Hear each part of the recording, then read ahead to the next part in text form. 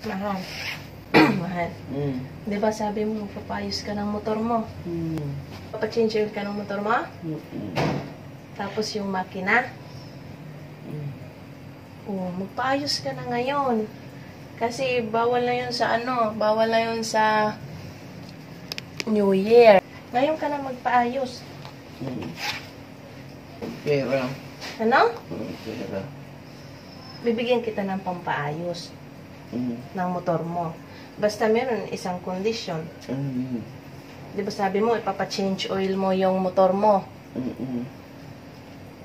So, bibigyan kita ng pang-pa-change oil mo. Basta, i-change oil mo din ako. Change oil mo din ako. So, bibigyan kita ng pampaayos sa motor mo. 3K. 3K to, ha?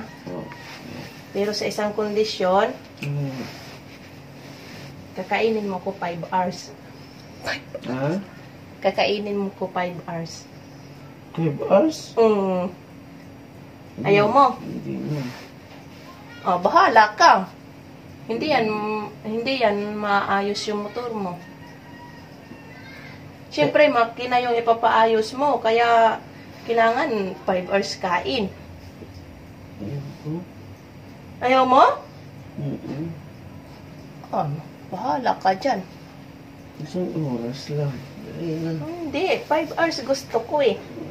3K pa naman, pampaayos na to ng motor mo. Tapos pag kulang pa, dadagdagan ko pa.